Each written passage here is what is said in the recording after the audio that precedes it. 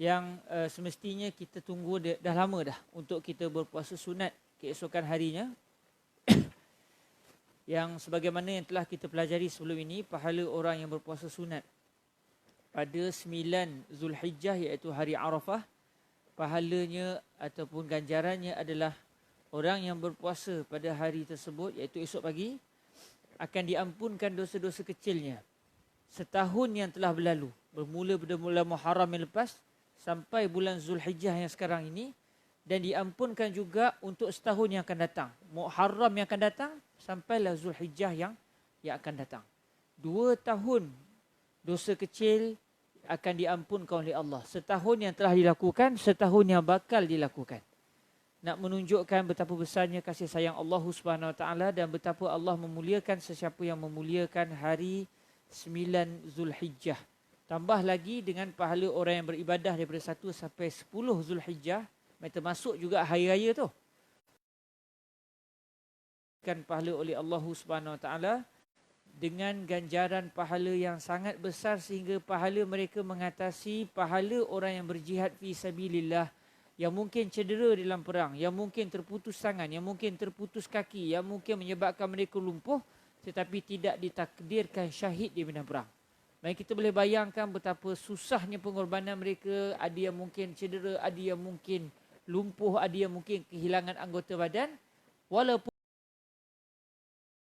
pahala mereka begitu besar, namun pahala orang yang beribadah daripada 1 sampai 10 Zulhijjah lebih besar ganjarannya di sisi Allah Subhanahu Wa Taala mengatasi ganjaran orang yang berjihad fi sabilillah namun ditakdirkan oleh Allah tidak pula syahid di medan perang.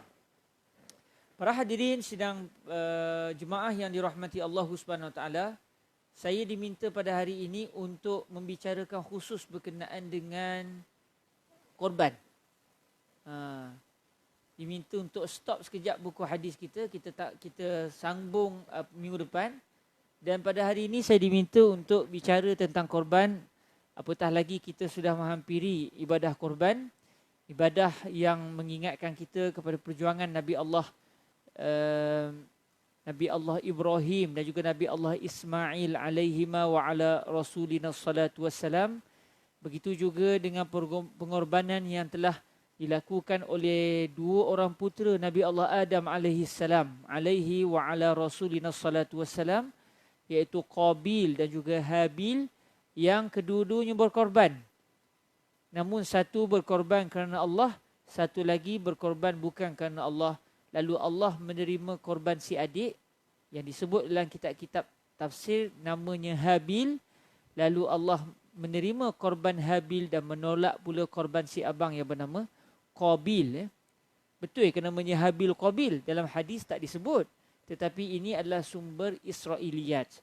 Dan apabila ada sumber-sumber yang kita temui di dalam Bible contohnya, ataupun dalam sumber-sumber Yahudi dan juga Kristian, yang menyatakan tentang satu perkara yang mungkin betul, mungkin salah, maka ketika itu kita menyatakan perkara tersebut tak ada masalah, namun kita tidaklah meletakkan keyakinan bahawa itu memang betul-betul yang berlaku secara realiti. Mungkin namanya bukan Qabil Habil, tapi orang Yahudi dan Kristian yang memandai-mandai, mungkin memang betul namanya Qabil dan juga Habil. Jadi dalam maklumat-maklumat yang disebut oleh Ahlul Kitab, ataupun kita sebut Al-Israiliyat, ada 3 jenis. Satu jenis bertepatan dengan syariat, satu jenis bercanggah dengan syariat, satu jenis tidak diketahui adakah ia sebenarnya betul-betul berlaku atau sebenarnya sudah berlaku tokok tambah. Jadi kalau bertepatan dengan syariat kita terima. Disebut Allah Subhanahu Wa Taala menciptakan langit dan bumi dalam masa 6 hari dalam Taurah dan Old Testament sampai ke hari ini, maka kita beriman sebab dalam Al-Quran juga menyatakan Allah Subhanahu Wa Taala menciptakan langit dan bumi dalam masa 6 hari. Ada benda yang bercanggah dengan akidah, disebut Allah Taala menyesal, Allah Taala sedih, Allah Taala sedih menciptakan kita, Allah Taala cari Nabi Adam tak jumpa. Ini kita tolak sebab ia bercanggah dengan akidah kita yang menyatakan dengan jelas bahawa Allah Maha mengetahui. Takkanlah Allah tak tahu Nabi Adam ke mana? Sebab dalam Bible disebut sewaktu Nabi Adam makan buah larangan itu, Nabi Adam menyuruh Allah cari tak jumpa.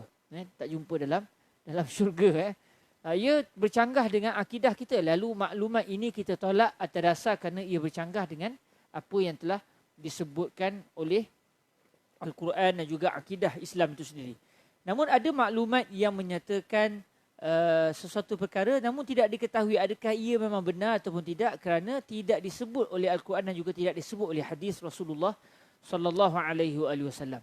Maka jenis yang ketiga ini tak ada masalah kita nak sebut, tetapi atas dasar menyampaikan maklumat semata-mata. Mungkin betul, mungkin tak betul. Contoh disebut Nabi sekian-sekian wafat dalam usia sekian-sekian di tempat sekian-sekian. Mungkin betul, mungkin tak betul.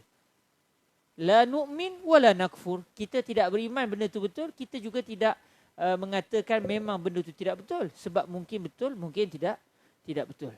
Jadi alhamdulillah dengan keberadaan kita pada bulan Zulhijjah ini, kita diingatkan dengan pelbagai peristiwa yang mendekatkan kita kepada Allah Subhanahu Wa Taala. Bila cerita tentang korban, kita melihat bagaimana Nabi Allah Adam alaihissalam, kisah anak-anaknya yang berkorban. Kita lihat bagaimana kisah Nabi Allah Ibrahim dan juga Nabi Allah Ismail yang juga berkorban.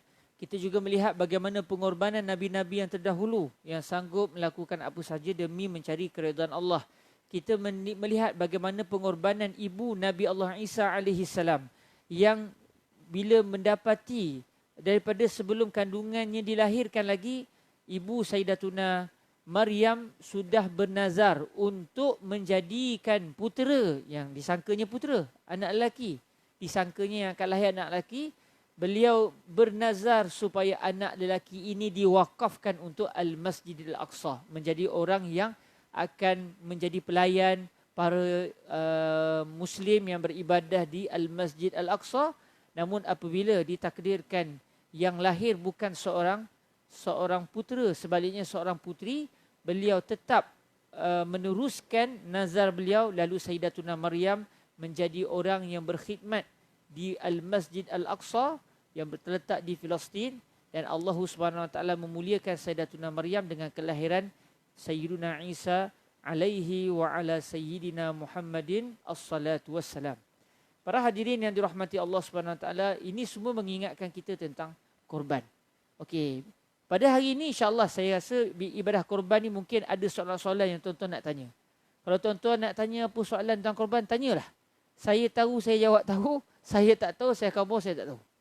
Ada yang saya tahu, saya bagi tahu. Yang saya tak tahu, insya-Allah surau kita dimuliakan Allah dengan ramai para asatizah.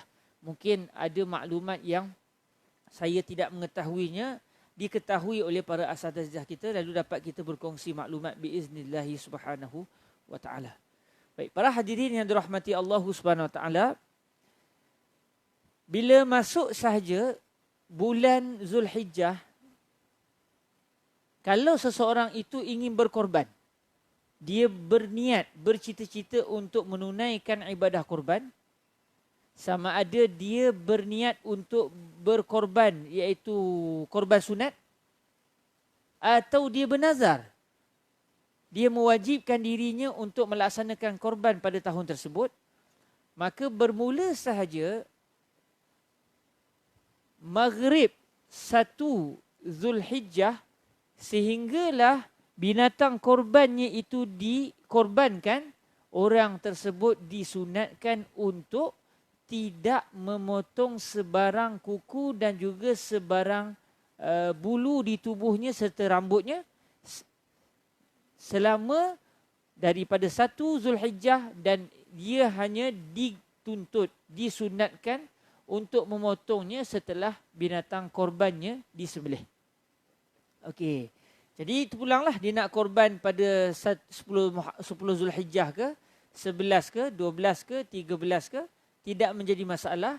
Tapi selagi binatang korbannya tidak lagi dikorbankan, dia digalakkan, disunatkan untuk tidak memotong kukunya. Kuku siapa? Kuku orang yang nak berkorban. Sebab ada buku kata jangan dipotong kuku binatang korban itu. Naya, dia salah faham. Dhamir dalam hadis balik kepada yang lain, dia faham yang lain. Kuku binatang korban itu kita tidak pernah dituntut untuk memotongnya atau tidak memotongnya. Yang dituntut untuk kita tak potong tu kuku kita sendiri. Begitu juga rambut kita, janggut kita, bulu-bulu di tubuh badan kita, kita disunatkan untuk tidak memotongnya. Kerana kita ingin menjadi seperti orang yang sedang di dalam keadaan ihram di tanah Makkah Al-Mukarramah. Kerana orang yang dalam keadaan ihram tidak boleh untuk memotong kuku dan menggunting rambut sehinggalah selesai ibadah hajinya. Maka walaupun kita tidak direzekikan untuk menunaikan haji, bagi mereka yang sudah berniat untuk berkorban, maka dia dituntut, tidak diwajibkan, tetapi dituntut untuk memastikan seluruh tubuhnya, seluruh kukunya, seluruh rambutnya, seluruh bulu-bulu di seluruh tubuh badannya tidak dibuang, tidak dikerat dan dipotong. Okey. Para hadirin yang dirahmati Allah Subhanahu Wa Taala, itu pada awal. Ibadah korban ini adalah merupakan ibadah yang sangat dituntut. Berdasarkan mazhab Imam Abu Hanifah, orang yang ada duit tidak berkorban berdosa. Dalam mazhab Imam Abu Hanifah An-Nu'man, siapa ada duit tidak berkorban berdosa kepada Allah Subhanahu Wa Taala. Dalam mazhab kita, mazhab Sayyidina Al-Imam Asy-Syafi'i radhiyallahu taala anhu, siapa yang ada kemampuan, kata para ulama kita, iaitu dia cukup belanja untuk hari raya, dia cukup belanja untuk 3 hari tasyrik tu. Main dia tengok duit dalam bank dia untuk belanja 10, 11, 12, 13, cukup duit. Sudah cukup duit untuk berbelanja untuk 4 hari itu, dan duit yang berbaki cukup untuk dia berkorban, dia disunatkan secara sunat muakkad untuk berkorban. Bukan sekadar sunat biasa, tapi sunat muakkadah, sunnah muakkadah. Kata para fuqaha kita dalam mazhab Al-Imam Asy-Syafi'i, kalau orang itu tidak mahu berkorban, sedangkan duitnya untuk belanja 4 hari itu cukup, dan berlebih pula cukup untuk dia berkorban, tapi dia tidak berkorban, dia sudah melakukan satu perbuatan makruh, iaitu meninggalkan ibadah korban. Jadi nak nyatakan bahawa ibadah korban ini satu ibadah yang begitu dituntut oleh syariat, sehingga berdasarkan kefahaman Sayyidina Al-Imam Abu Hanifah An-Nu'man, berkorban adalah wajib bagi mereka yang mampu cukup duit untuk berkorban. Al-Imam Tirmizi radhiyallahu taala anhu ada meriwayatkan satu sabdaan Sayyidina Rasulullah sallallahu alaihi wasallam, yang mana Rasulullah sallallahu alaihi wasallam bersabda, "Ma 'amila adamiyun min 'amalin yawman nahri ahabba ila Allah min ihraqid dam." Tidak ada satu amalan pun yang dilakukan oleh seorang anak Adam, kitalah, pada siang hari raya Idul Adha, siang hari raya korban, iaitu pada 10 Zulhijjah, tidak ada mana-mana amalan pun yang dilakukan oleh seorang anak Adam lebih dicintai oleh Allah, lebih disukai oleh Allah, lebih daripada menumpahkan darah binatang korban. Jadi banyak-banyak amalan pada 10 Zulhijjah nanti, kita nak berselawat ke, kita nak berzikir ke, pahala paling besar pada hari itu bagi yang berkemampuan adalah menyembelih binatang korban. Sambungan sabdaan Nabi alaihi salatu wasallam, baginda bersabda, "Innaha la ta'ti yaumal qiyamati biquruniha wa asy'ariha wa azlafiha wa inna ad-dama la yaqa'u minallahi bimakanin qabla an yaqa'a minal ardi fatibu biha nafsa." Hadis yang telah diriwayatkan oleh Al-Imam Tirmizi radhiyallahu anhu. Nabi bersabda yang maksudnya, sesungguhnya binatang korban yang telah dikorbankan itu benar-benar pada hari kiamat nanti akan datang dengan tanduk-tanduknya.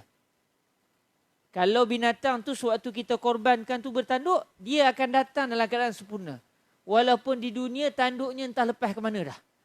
Mungkin orang dah buat ulu kerih, kan? Mungkin dah buat macam-macam, entah dicampak di mana.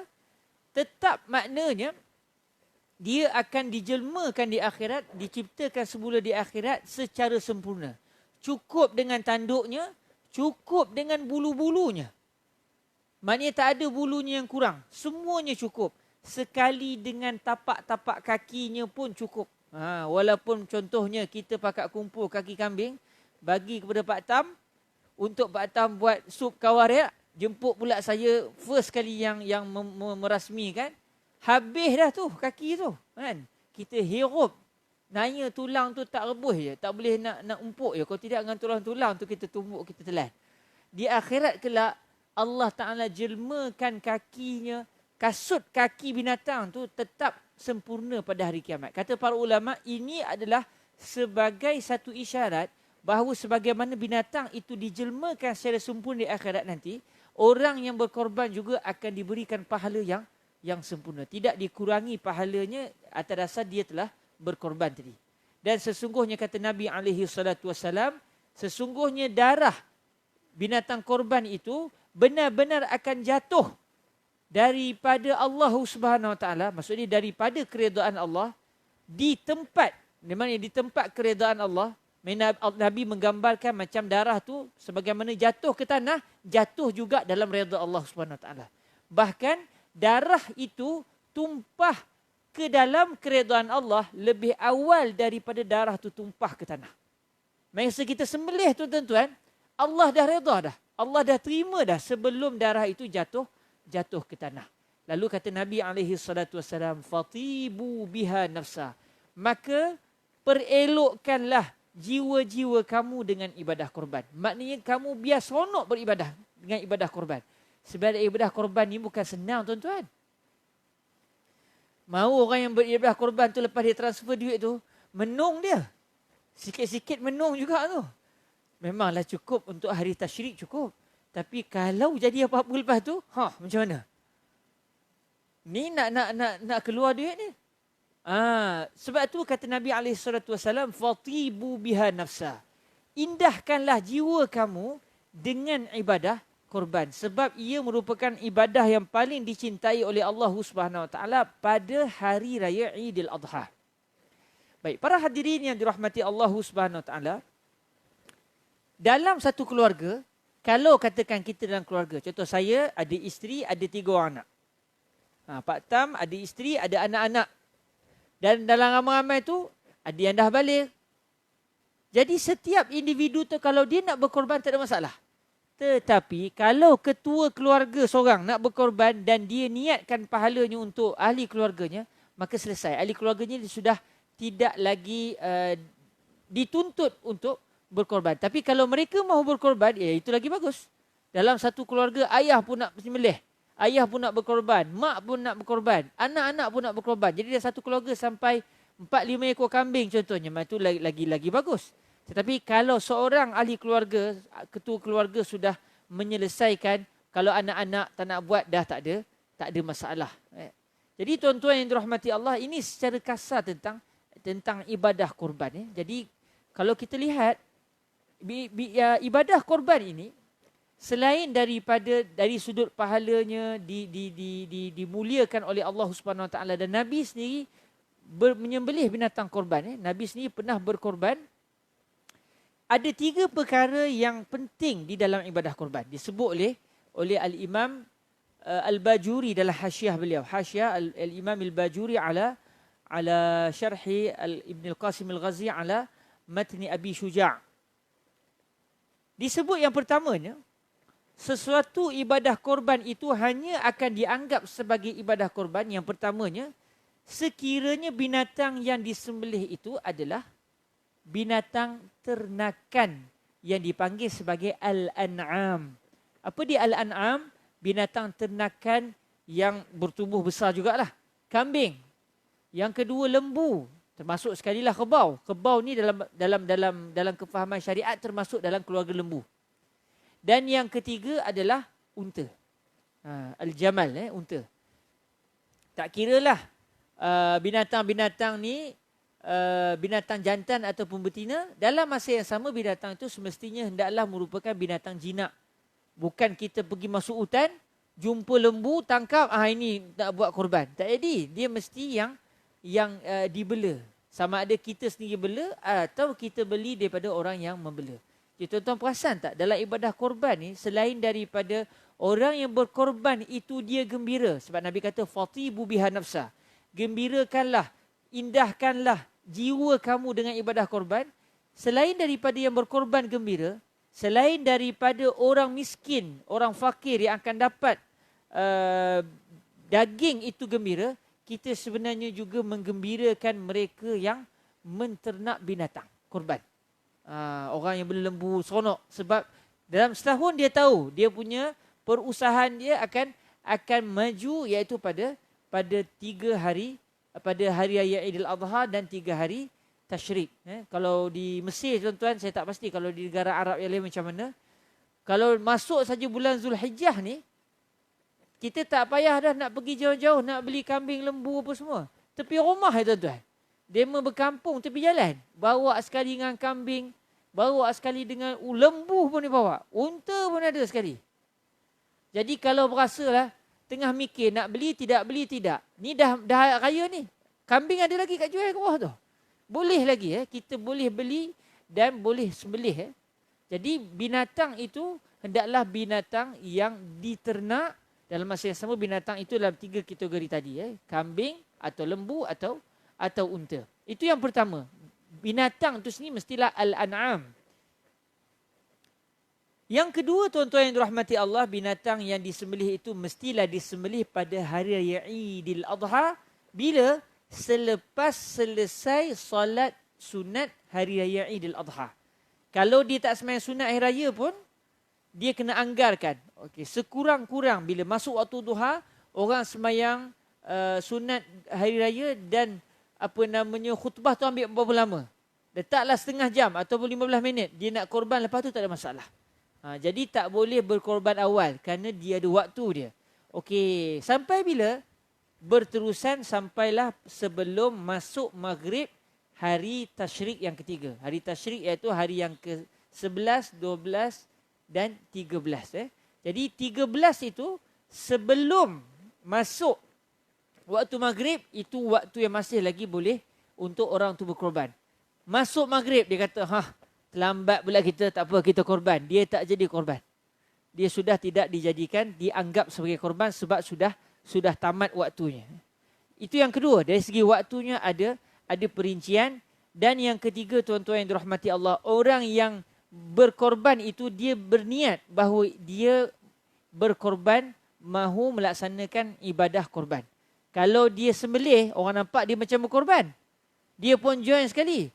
Tapi masa sembelih tu dia niat, ni bukan korban, aku nak buat sate kat rumah ni.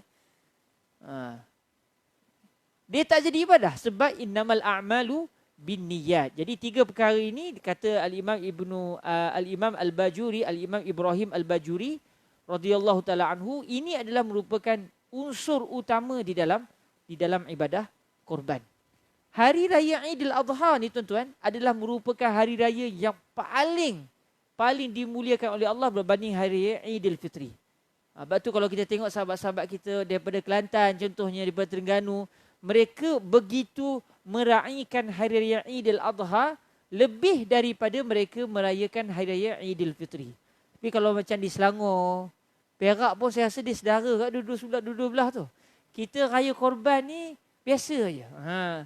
Bahkan saya ingat lagi arwah nenek saya kata, masa kecil-kecil dulu, hari raya korban ni, hari haji ni, yang raya orang hajinya.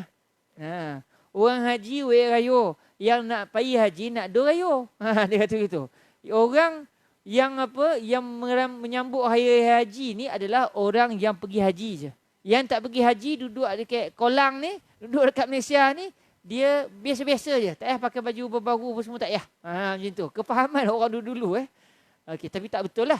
Sebab sebenarnya antara hari raya Aidil Fitri dengan hari raya Aidil Adha, walaupun kedua-duanya hari raya yang kita sambut meriah, namun sebenarnya yang lebih dimuliakan oleh Allah adalah hari raya Aidil Adha. Contoh bukti dia pun tuan-tuan, besok pagi dah boleh takbirah. Besok pagi dah boleh takbirah. Dia panggil takbir muqayyad. At-takbirul muqayyad. Iaitu takbir yang diikat dengan salat. Besok kita sembahyang subuh, bukan takat sembahyang subuh, kita sembahyang sunat subuh tu pun, sebab kita sembahyang sunat subuh lepas masuk waktu subuh, kita sudah boleh bertakbir hari raya. Habis sembahyang subuh, bertakbir. Lepas tu, lepak-lepak dengan kawan, tak disunatkan takbir lah. Masuk zuhur nanti, masa lepas sembahyang, takbir. Sampai bila? Sampai masuk maghrib. Esok. Masuk maghrib esok, itu dah hari raya. Maka dia jadi takbir mutlak. Takbir tanpa ikatan. Tengah masak, tengah makan durian, tengah menyembang dengan kawan-kawan. Masa tu kita bertakbir tanpa ada sebarang ikatan dengan sesuatu perkara yang lain. Sampai bila? Sampai imam selesai sembahyang sunat hari raya Idul Adha. Ketika imam angkat takbir saja sembahyang sunat Idul Adha, maka selesailah takbir mutlak, takbir tanpa ikatan. Tapi selepas tu sambung balik dengan takbir. Takbir muqayyad kembali. Takbir yang diikat dengan salat sepanjang bila? Sepanjang hari raya tu, esoknya hari 11, 12 dan 13. Maknanya tuan-tuan yang dirahmati Allah, hari raya puasa, takbir kita tak mula dengan akhir bulan Syaban, akhir bulan Ramadan. Tapi raya Aidil Adha sebelum 10 Zulhijjah pun kita sudah dituntut untuk bertakbir. Cuma di Malaysia agak jarang sikit kan? Tapi itu sebenarnya disunatkan. Saya menyedari perkara ini sewaktu saya sampai Mesir. Mari hari Arafah, Syekh Yusri takbir. Kita pakai orang Melayu buka tengok. Balik buka kita. Oh memang iya rupanya. Tapi dia tidak masyhur. Dan kalau tuan-tuan buat besok, dan ia disunatkan, tuan-tuan tunggulah orang telefon. Dah raya ke? Tunggulah. Tetapi bagus juga. Bila kita buat satu benda yang memang tuntutan dia tapi tidak masyhur, moga-moga dengan itu menjadi masyhur lalu dapat mengamalkan man sanna fil islami sunnatan hasanah. Kita yang memulakan, walaupun benda itu bukan kita yang mulakan, tapi bagi masyarakat macam benda baru, maka moga-moga pahala berterusan selagi ada orang mengamalkan. Jadi ibadah korban ini dari sudut takbir saja sudah dimuliakan oleh Allah. Bahkan sepanjang hari raya Idul Adha dan 3 hari selepasnya diharamkan kita untuk berpuasa. Sebab itu hari Allah ingin menjamu kita. Allah ingin menjemput kita sebagai tetamu Allah. Kalau kita pergi rumah orang datang jemput kita sebagai tetamu, disediakan air kita tak minum, kecil hati tetamu. Kecil hati tuan rumah, apa ni? Saya ni jemput kamu sebagai tetamu. Bukan jemput kamu nak menengok-nengok rumah. Kenapa dah dijamu tidak mahu makan? Maka 3 hari itu termasuk hari raya Idul Adha, 4 hari lah maknanya, tidak dibenarkan untuk orang Islam berpuasa sunat. Sebab tu siapa yang ingin berpuasa setahun berterusan dia tak akan mampu. Sebab ada hari yang Allah tidak mengizinkan dia untuk berpuasa. Hari puasa, hari bulan Syawal tu, 2 Syawal dah dituntut untuk berpuasa dah. 2 Syawal kita dah dituntut untuk berpuasa pada bulan Syawal. Jadi ini adalah contoh betapa ibadah korban adalah merupakan ibadah yang dituntut. Nak katanya tuan-tuan yang dirahmati Allah, kata Al-Imam Al-Bajuri rahimahullah subhanahu wa ta'ala, guru beliau pernah mencadangkan atau menggalakkan orang yang tak ada duit untuk berkorban, carilah ayam, itik ke, sembelih je lah. Sampai begitu sekali, maknanya dah kamu nak beli lembu tak mampu, nak join satu saham lembu tak mampu, nak beli kambing tak mampu, kebetulan duit tak cukup. Beli je lah kan, beli je lah ayam, sembelih, bagi kepada orang-orang fakir macam dia juga. Walaupun pendapat ini, kalau ikut pandangan mazhab Imam Syafi'i, itu bukan korban. Tetapi nak katanya ada para ulama kita yang berpendapat bahawa kalau tak mampu kambing, lembu pun semua, lah apalah, ayam pun ayam lah. Arnab pun arnab lah. Itik pun itik lah. Walaupun sebenarnya itu tidak dianggap sebagai binatang korban. Para hadirin sidang pendengar yang dirahmati Allah Subhanahu Wa Taala. Okey. Ada satu hadis Rasulullah sallallahu alaihi wasallam bersabda, arba'un la tajuzu fil adahi. Al-awra'u bayyinun 'auruha, wal maridatu bayyinun maraduha, wal 'arja'u bayyinun dhal'uha, wal kasiru allati la tanqa. Hadis ini Rasulullah sallallahu alaihi wasallam ingin menyatakan bahawa binatang korban yang nak disembelih ini adalah satu binatang yang istimewa. Bukan kita boleh buat lebih kurang. Bukan boleh main pilih ikut dan. Dia ada syarat-syaratnya. Dalam hadis ni Nabi kata 4 jenis keaiban kalau ada pada binatang tak boleh jadi binatang korban. Binatang korban ni binatang yang bukan tahap rendah lah. Dia binatang yang first class. Binatang yang standard. Yang istimewa. Nabi kata, tidak ada boleh binatang korban itu jadikan binatang korban kalau ada 4 keaiban. Kalau buta sebelah matanya. Sebab kalau buta masa sebelah, biasanya dia akan kurus. Nak makan tak nampak. Apatah lagi kalau memang buta, siap pakai tongkat lagi kalau pakai tongkat lah kan. Buta tu memang jenuh lah. Jadi tak boleh jadi binatang korban. Dia ada keaiban yang menyebabkan dagingnya akan kurang. Sakit. Binatang yang sakit tak boleh. Kamu ingat nak sembelih untuk siapa ni? Ni pastikan binatang tu sihat. Binatang yang tempang. Bila tempang ni maknanya berjalan tak boleh nak laju. Orang lain, kawan-kawan lain makan cukup. Dia nak pergi, dah tinggal sikit. Tak sempat nak makan banyak. Jadi daging dia tak banyak. Sebab tujuan korban ni nak daging tu banyak. Sebab apa? Sebab kita nak sedekahkan kepada fakir miskin. Juga tidak boleh kalau binatang itu kurus. Allah, kita tengok kurus ini, kalau kita nak buat sup tulang ni memang tulang aja, sum-sum tak ada. Kalau binatang itu dia kurus, maknanya tulang dia pun tak ada sum-sum. Tak boleh untuk dijadikan binatang korban. Bahkan dalam mazhab kita, mazhab Imam Asy-Syafi'i, kalau binatang itu rupa-rupanya hamil. Sembelih Allah, ada anak dalam tu. Tidak sah korban itu walaupun sah sembelihan itu. Binatang tu boleh dimakan. Sah sembelihan, tetapi tidak diterima binatang itu sebagai binatang korban. Sebab bila ada anak ni, daging dia tak sedap dan dia punya daging tak banyak. Sebab ambil banyak dia anak. Sampai ke tahap itu, kalau ikut pandangan yang kuat di dalam mazhab Al-Imam Asy-Syafi'i. Telinga tuan-tuan. Binatang korban kalau telinga dia putih. Orang Minang kata tandeh, habis kan. Lah ditandeh telinga dah putus. Atau tergunting sikit. Atau ni, tebuk tuan-tuan. Sehingga ada daging telinga dia yang hilang. Kalau dia tebuk, daging dia still ada, tak apa.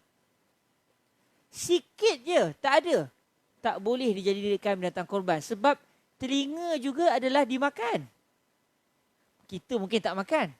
Tetapi nak katanya binatang korban ini, sehingga telinga, kalau dia dijadikan Allah tidak bertelinga sekalipun, atau telinga dia dah putus, kalau telinga dia terkoyak tapi still ada, tak apa.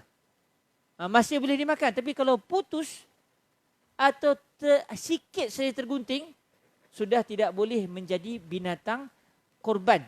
Nak kata ni istimewa. Ni ekor terputus sikit je ekor dia. Terpotong sikit. Dah tak boleh jadi binatang korban. Maknanya dia adalah binatang yang serba-serbi sempurna. Sebab kita nak jadikan ini persembahan kita kepada Allah Subhanahu wa ta'ala. Belum lagi kita bincang dari segi umur. Cuma dari segi fatwa di peringkat Darul Ifta Al-Misriyah. Dalam mazhab Syafi'i kita ada umur-umur tertentu. Tapi katakan takdir Allah Ta'ala kita beli rupanya kena kelentong. Katakan umur tak cukup rupanya. Tapi daging banyak sungguh.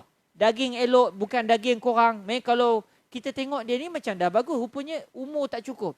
Kalau ikut fatwa yang dipegang di Darul Ifta Al-Misriyah, tak ada masalah. Tapi bukanlah saya nak suruh tuan-tuan lebih kurang dari segi umur. Eloknya kita pegang mazhab Syafi'i dulu. Takdir katakan terbeli yang tersilap. Tak apalah, ada pendapat ulama yang membenarkan. Asal dia itu binatang yang dagingnya banyak. Dagingnya banyak. Silakan Ustaz.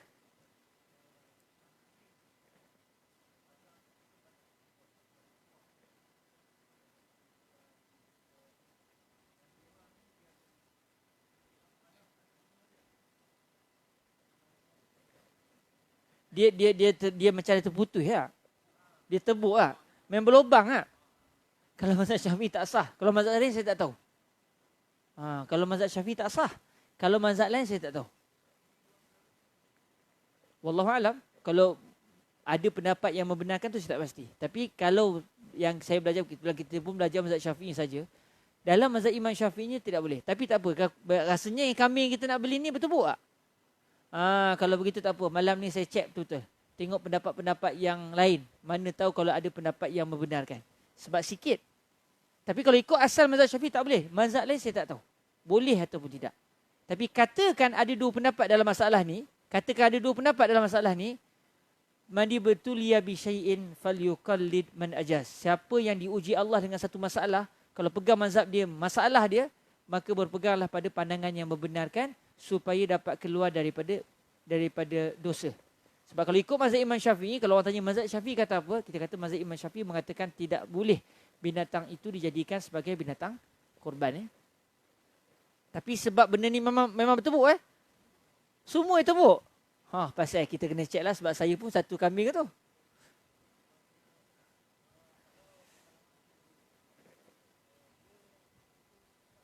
Ya, saya pun biasa dengar.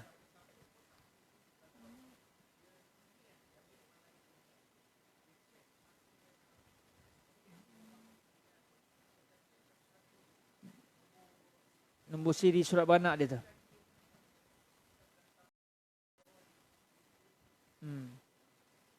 Tak apa, kalau macam tu, ini satu masalah yang perlu dilihat sikit lah. Pandangan luas dalam mazhab yang lain kalau ada. Kalau katakan tak ada langsung, pasal kita. Pasal kita. Okey. Para hadirin yang dirahmati Allah Subhanahu Wa Taala, secara kasarnya begitulah. Secara kasarnya begitu. Dan antara benda yang sering menjadi pertelingkahan, perbahasan adalah dari sudut pembahagian daging korban. Bab-bab cara nak sembelih. Siapa yang paling bagus sembelih? Orang yang berkorban. Yang paling bagus menyembelih adalah orang yang berkorban itu sendiri. Dahsyat okey. Jadi dari segi pembahagian binatang, pembahagian daging korban ini kadang-kadang kita tak ataupun sering berlaku pertikaian. Baik. Kau dengar semalam borak dengan cikgu, kadang-kadang orang kampung, orang dulu sambil dia menyembelih tu, sambil dia membaham. Sambil menyembelih, hilang dah rupanya. Ambil dibubuh dalam motor dia. Baik, tuan-tuan yang dirahmati Allah Subhanahu Wa Taala, orang yang berkorban, kalaulah dia bernazar, dia terus tak boleh makan. Sikit pun dia tak boleh makan. Okey? Kalau dia bernazar. Tapi kalau biasanya kita buat ibadah korban ni bukan nazar, ibadah sunat lah. Maka dia boleh makan. Cuma walaupun dia boleh makan daging korban, sebenarnya wajib daging korban itu sampai kepada fakir miskin. Wajib sampai kepada fakir miskin. Maknanya orang yang berkorban, bila dia contoh macam katakan lembu, dia ada bahagian 7 bahagian. Setelah daging itu dibahagikan 7, setiap orang dapat satu bahagian daripada 7 bahagian. Yang berkorban itu, dia mesti keluarkan daripada bahagian dia sedikit sekurang-kurangnya untuk diberikan kepada fakir miskin. Kalau dia tak bagi langsung, maka dia tidak dianggap berkorban. Itu membaham namanya. Dia tidak jadi korban. Sebab korban ni maknanya dia bagi kepada fakir miskin. Wajib bagi kepada fakir miskin. Walau sedikit. Kata Al-Imam Al-Bajuri rahimahullah subhanahu wa ta'ala, walau setengah ritl. Setengah ritl ni menyamai 101.25 gram. Main sikit lah. Tapi kalau sikit sangat, main bagi 100 gram je.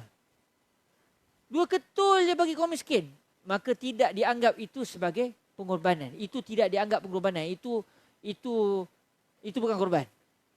Main mesti bagi paling kurang, kalau ikut kata Al-Imam Al-Bajuri, dianggap itu satu pemberian yang dihormati. Bukan bagi seketul, 2 ketul. Maknanya kata Al-Imam Al-Bajuri, sekurang-kurangnya seumpama sekurang setengah daripada satu ritl, iaitu menyamai 191.25. Lebih kurang kita kata 200 gram lah. Selalunya kita bagi 1 kilo kan. Ataupun 500 gram. Okey, selesai masalah itu, dianggap kita telah menunaikan kewajipan kita dalam berkorban. Pun begitu tuan-tuan yang dirahmati Allah, apa yang paling terbaik? Yang paling terbaik, yang berkorban ambil sikit.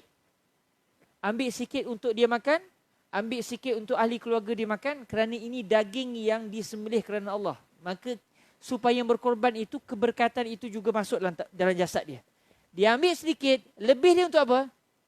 Lebih dia diserahkan kepada fakir miskin. Dengan orang kawan-kawan pun dia tak bagi. Semuanya untuk fakir miskin, sikit je dia ambil supaya dia dapat rasa daging korban itu. Bukan rasa sebab nak seronok rasa, tapi supaya keberkatan itu masuk ke dalam tubuh kita. Maknanya pembahagian yang kata 1/3 hadiah, 1/3 untuk fakir miskin, 1/3 untuk orang yang berkorban, itu sebenarnya boleh, tak ada masalah, tetapi bukanlah pada laras yang paling tinggi. Jadi orang yang berkorban yang paling tinggi pahalanya adalah dia ambil sikit saja untuk dia dan ahli keluarga, selebihnya dia bagi kepada fakir miskin. Azan dulu .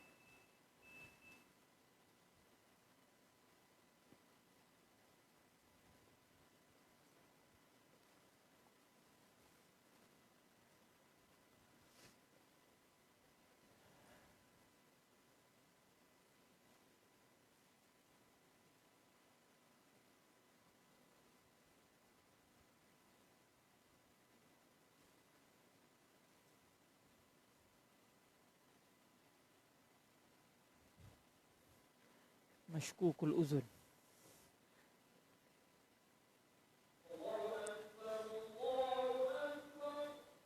Allahu Akbar, Allahu Akbar.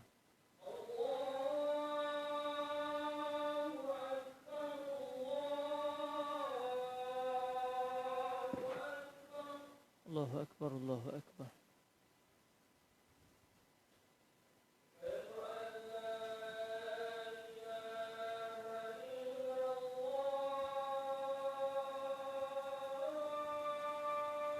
Asyhadu an la ilaha illallah.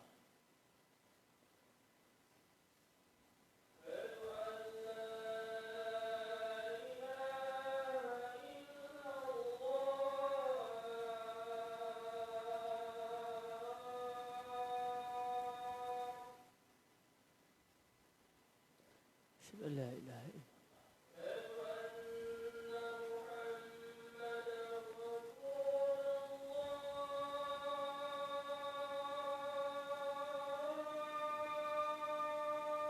Asyhadu anna sayyidana Muhammadar Rasulullah.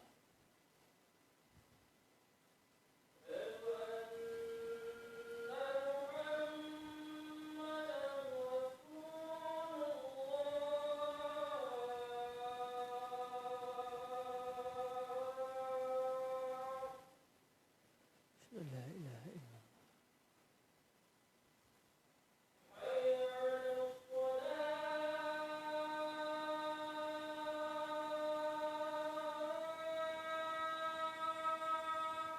La haula wa la quwwata illa billahil aliyyil azim.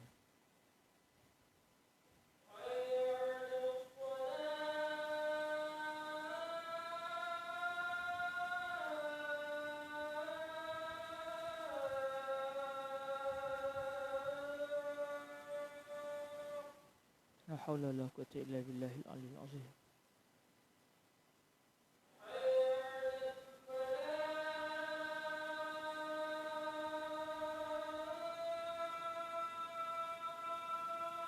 La haula wa la quwwata illa billahil aliyyil azim.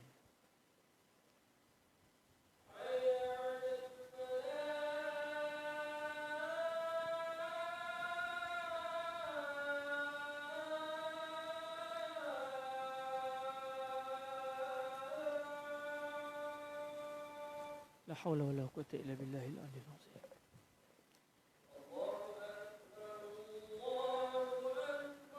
Allahu Akbar, Allahu Akbar.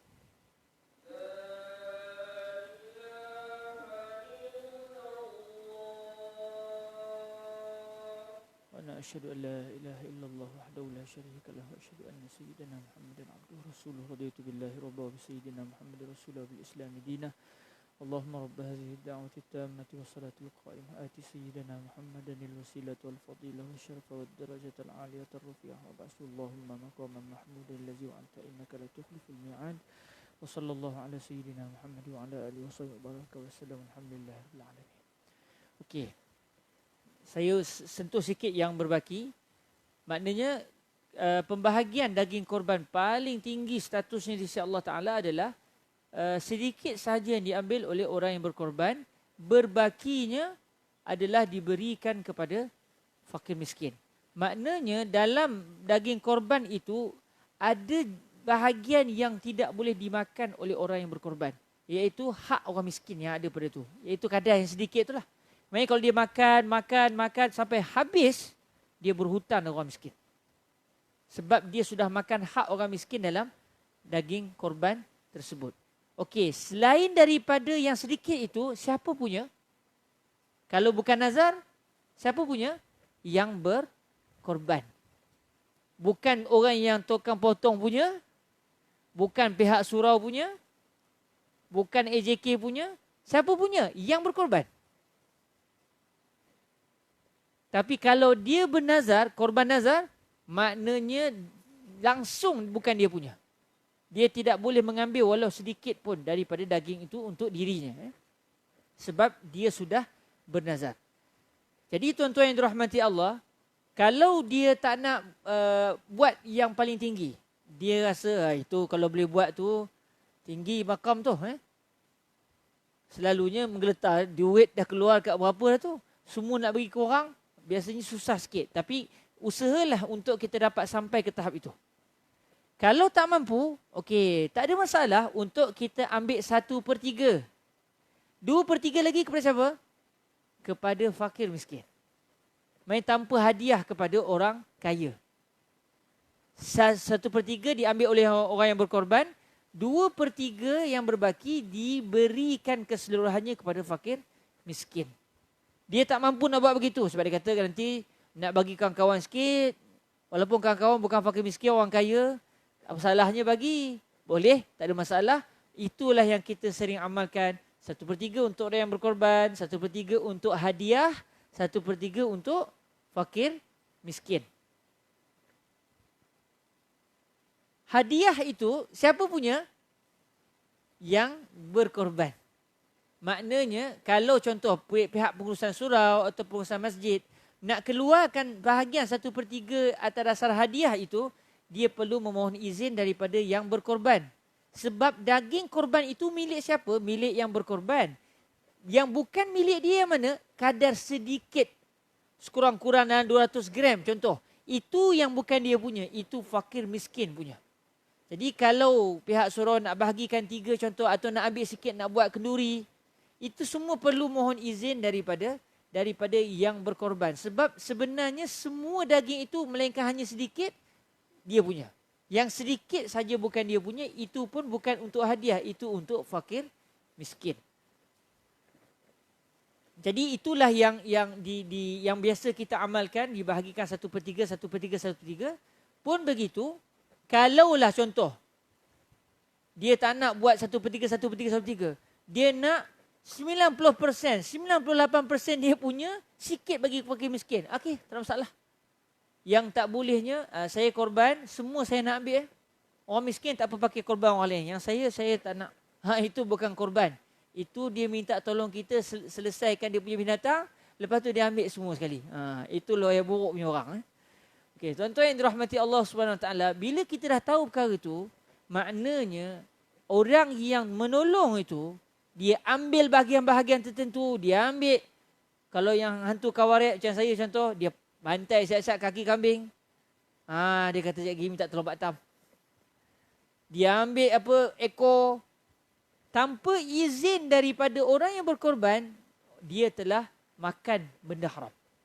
Maksudnya dia telah makan benda haram. Dia buat dosa. Maksudnya dia sudah ada benda haram yang masuk dalam jasad dia. Maksudnya kalau ada orang yang cerita-cerita orang dulu sambil-sambil dia melapah, sambil-sambil dia menyeluk tu, itu sebenarnya adalah perbuatan yang haram. Melainkan kalau sudah diizinkan oleh orang yang berkorban. Contoh, tuan-tuan, terima kasih tolong saya. Saya nak bagi upah, tak adalah. Memang tak ada upah. Tapi tuan-tuan, sebagai hadiahnya tuan-tuan, bukan upah, hadiah. Hadiahnya kalau tuan-tuan sambil-sambil menyiang tu, ambil dah. Nak ambil je. Ambil lah hadiah daripada saya. Cuma tinggal sikit je saya. Yang tu saya nak. Sekilo saya nak. Yang lebih ikut koma lah nak faraid macam mana. Yang itu tak ada masalah sebab sudah diizinkan oleh pemilik daging itu sendiri. Okey, tuan-tuan yang dirahmati Allah Subhanahu Wa Taala, maknanya kalau kita nak uruskan, dia kena minta persetujuan. Sebab kadang-kadang setengah orang salah faham. Setengah orang salah faham, contoh setengah masjid macam dulu saya pernah uruskan. Setengah masjid faham, 1/3 hadiah tu masjid punya. Udahnya yang berkorban menunggu, mana daging aku? Bagilah sikit, yang ni untuk kamu ya. Kata sikitnya dah. Ataupun yang ni sebab kita nak buat kenduri apa semua. Macam pihak masjid pula punya daging. Padahal daging itu bukan milik pihak masjid. Dia adalah milik yang berkorban. Maksudnya kalau pihak yang berkorban kata terima kasih pihak masjidnya. Okey, semua daging bagi kat saya. Semua. Semua. Habis tu untuk fakir miskin. Saya memang dah ada orang miskin yang saya nak bagi sendiri. Bagi semua daging Tolong terima kasih. Lepas tu kita pun tak dijanjikan nak bagi upah apa kan. Tak ada. Okey, saya ambil semua Senyum je lah kan. Memang hak dia. Tapi kalau dari awal kita kata tuan, kami nak minta upah. Boleh. Tapi tidak boleh upah daripada daging tu sendiri. Sebab tak tentu entah daging cukup tidak. Dia upah bayar berapa. Setiap seorang EJK kami minta 100 nak tolong selesaikan. Itu tak ada masalah. Okey, itu tak ada masalah. Okey, tuan-tuan. Atau dia kata saya nak daging. 1 kilo daging. Tapi bukan daripada daging korban tu. Dia belilah daging kat orang kedai bagi hadiah. Sebagai orang kata, sebagai bayaran. Tapi tidak diambil daripada daging korban sebab tidak boleh upah diambil daripada binatang tu secara akad. Akad dia, upah kamu ambil daripada binatang. Korban, tak boleh. Okey. Tapi kalau tuan kata, tapi kita tak buat macam itulah. Tak buat begitu selalunya. Tapi kalau berlaku, dia ada perbahasan sikit dari segi perbahasan fuqaha. Jadi para hadirin dirahmati Allah Subhanahu Wa Taala, kalau contoh pihak masjid ambil sikit, suruh ambil sikit, itu perlu pada persetujuan pemilik daging. Sebab benda ni kadang-kadang jadi isu. Sampai kadang masjid terpaksa terangkan kami guna apa sebab kadang-kadang yang berkorban dia tak puas hati. Sebab apa? Sebab dia pertama dia pun tak jelas atau pihak masjid yang tak jelas. Mungkin pihak masjid dah terangkan tapi dia tak faham. Jadi benda ni perlu dengan penjelasan yang baik sebab hak daging itu bukan milik masjid, bukan milik orang kaya tetapi milik orang miskin dan milik yang berkorban. Tapi pengamalannya kita bahagi 3 siap-siap. Kalau saling redha meredai itu sudah tidak menjadi masalah. Okey, tuan-tuan yang dirahmati Allah, kalau kita dapat daging korban, boleh tak kita jual? Boleh. Kalau kita dapat daging korban, kita nak jual, boleh. Kalau kita tu memang fakir, miskin.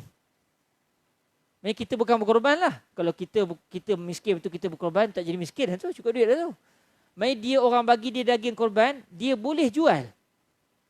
Tetapi orang yang berkorban dan juga orang kaya yang menerima hadiah daging korban itu, dia boleh makan tetapi tidak boleh jual. Dia boleh hadiahkan kepada orang lain tetapi tidak boleh dia ambil untung dengan cara jual kepada orang. Yang boleh jual daging korban siapa? Fakir miskin je. Jadi sebab tu tuan-tuan yang dirahmati Allah Subhanahu Wa Taala, orang miskin bila dapat daging dia boleh jual balik. Sebab tu saya terfikir kalau kita lah, tapi benda tak tahulah kalau pernah berlaku, Allahu a'lam. Bila saya perhati orang miskin boleh jual daging korban, orang kaya tak boleh jual daging korban. Maksud dia apa? Maksud dia seakan-akan ibadah korban kalau semua orang ambil berat, tiap-tiap tahun kita akan menghilangkan kemiskinan daripada orang miskin di kampung kita. Kalau kita pakat molek. Contoh, okey, kita korban, dah kita galak semua orang nak berkorban. Kemudian seorang ambil 1 kilo je, contoh. Yang lain kita bagi untuk fakir miskin. Dan, okey, dalam kampung tu ada berapa orang fakir miskin? Kata dalam kampung tu ada 10 orang. Okey, tahun ni kita nak kayakan siapa? Okey, kita nak kayakan Ahmad. Yang 9 orang lagi tak apalah, kita bagi 1 kilo macam biasa, sikit je. Tapi kita nak bagi yang banyak kepada Ahmad.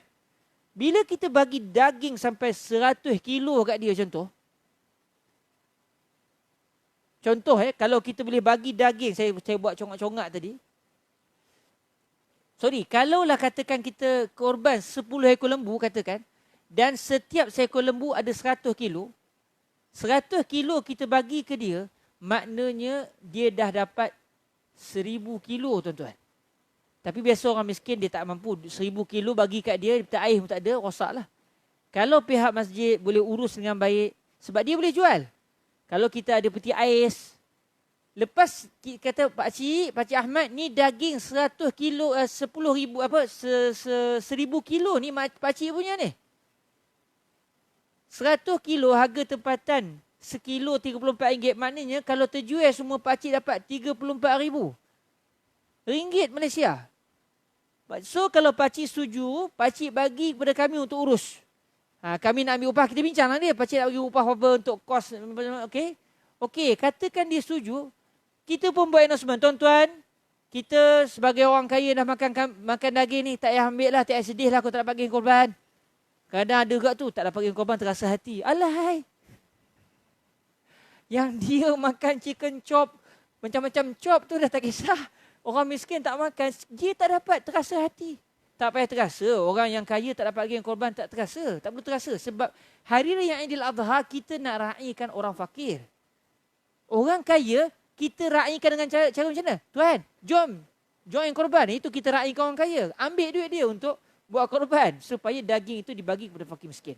Kalau contoh Pakcik Ahmad tadi, pakcik kami sembelih 10 ekor lembu ni, semua daging nak bagi ke pakcik. Sikitlah untuk bagi kepada kawan-kawan yang 9 orang tu. Sebab Pakcik Abu tahun depan dia kaya. Tahun ni Pakcik Lu kaya. Dia dapat 34,000 tapi dah daging macam tu. Macam mana cara je? Kita buat announcement. Tuan-tuan makan daging kan? Okey, siapa nak beli daging, beli kat surau. Akhirnya surau boleh jual. Kalau lagi baik, okey, dah korban ni tuan-tuan. Jom kita pakat beli seorang 5 kilo. Lepas korban dia pun boleh beli. Sebab dia pun beli daripada orang miskin. Hari tu korban, seminggu kawan tu jadi kaya. Tahun depan dia korban pula, dah kaya. Duit pun dah cukup. Dia boleh buat macam-macam bisnes dengan 34,000. Itu kalau 10 ekor. Kalau dapat 50 ekor, dapat 100 ekor satu kampung, dah semuanya nak berkorban sebab makruh kalau ada duit tak berkorban. Kalau ikut mazhab Imam Hanifah, berdosa lagi kalau tak berkorban. Satu kampung dapat 100 ekor, semua daging bagi ke seorang je untuk tahun tu. Tak ke dia kaya, udah yang berkorban pula kata. Saya berkorban, kamu lagi kaya pula daripada saya hari ni. Nak katanya bahawa ibadah korban ni sebenarnya selain daripada zakat boleh mengeluarkan orang miskin daripada daerah kemiskinan, korban juga boleh. Tetapi cara tradisi kita, orang miskin dapat sekilo, ramai dapat, orang kaya pun nak bagi juga. Terasa hati kalau tak bagi. Udahnya kawan tu selama 50 tahun dapat daging korban. Si miskin tu sampai dia meninggal pun daging korban dia sikit dia dapat. Dia dapat sekilo setahun. Tak selesai dia dari sudut kemiskinan dia. Dia nak jual pun nak buat macam mana? Sekilo nak jual apa? Tapi kalau kita boleh rancang dengan baik, sebenarnya ini satu cara. Cuma saya pribadi itu idea semata-mata lah. Dan saya tak pasti kalau pernah dibuat orang ataupun tidak. Tapi secara fiqahnya memang tidak bermasalah. Okay, itu sajalah sekadar perkongsian. Banyak sebenarnya kalau kita boleh bincang. Tapi yang paling penting yang selalu menjadi isu adalah segi pembahagian daging korban. Saya sentuh ulang sekali lagi, wajib memberi walau kadar yang sedikit. Kita letaklah 200 gram untuk seorang miskin, itu wajib. Selebihnya milik siapa? Milik yang berkorban. Bukan milik orang yang menolong melapah daging korban itu. Okey.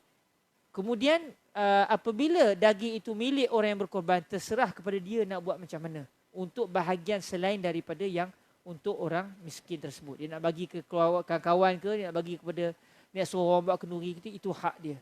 Tapi tak boleh kita mengambil hak orang yang tadi tanpa keizinan daripada dia. Eloknya tanya betul-betul. Sebab kadang-kadang dia malu nak bagi tahu. Dia malu. Dia berkorban, keluar duit dan dia pula first berkorban. Bukan boleh sampai ke tingkat yang paling tinggi lagi. Dia baru first. Kalau boleh dia nak bagi ke orang miskin 200 gram je. Lebihnya semua dia nak ambil. Kita kena tanya, tuan nak buat macam ni hak tuan. Tuan nak ambil semua ke? Ke tuan nak buat macam kawan-kawan yang lain? Sikit bagi ke surau untuk kita bagi-agihkan kepada ni. Atau tuan nak buat macam mana? Biar daripada mulut dia lega hati. Baru kita seronok, dia beribadah pun seronok, kita yang mengurus pun seronok. Itulah secara kasar daripada saya. Dan tak pasti kita maghrib dengan isyak ni.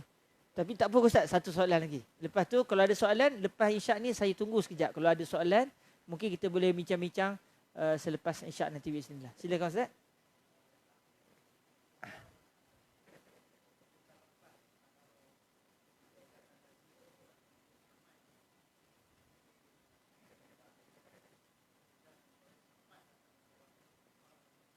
Lepas atau tidak kalau kita edarkan daging di Taman Bougainvillea dan tak edarkan ke Taman Seroja contoh kan.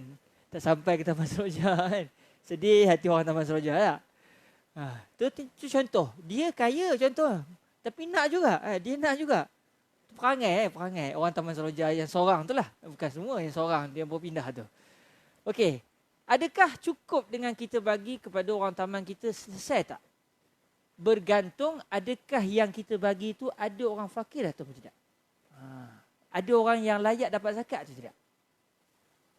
Katakan dalam taman Bougainvillea ni kita bagi ramai, seorang memang orang susah.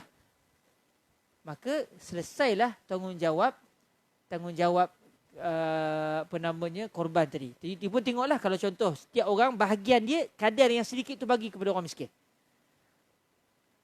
Ini katakan dalam taman Bougainvillea ni seorang je miskin, dia dapat pula sekilo. Sedangkan yang berkorban sampai 6 orang 7 orang, mana nak cukup? Yang seorang tu keluar berapa sangat untuk orang miskin, tak lepas juga. Jadi kita kena lihat ada tak orang miskin ataupun tidak dalam taman kita. Kalau taman tu memang orangnya berada semua, tak lepas dia mesti kena ada daging korban sampai kepada orang miskin. Memang susah sebenarnya. Kadang-kadang ada orang susah, dia segan nak bagi tahu dia susah. Sebab tu bila dengan ibadah korban ni saya tak langsung seakan-akan Allah nak minta kita tolong kenal pasti siapakah dia orang susah di dalam kawasan kita.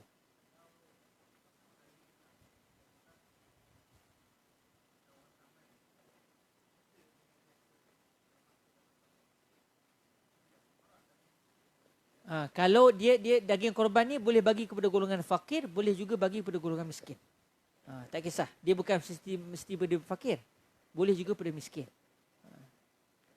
Fakir ni maknanya duit yang dia ada tak cukup untuk belanja dia. Tak cukup sangat. Miskin ni tak cukup juga tapi dia boleh lagi lah. Tak cukup juga tapi boleh lagi.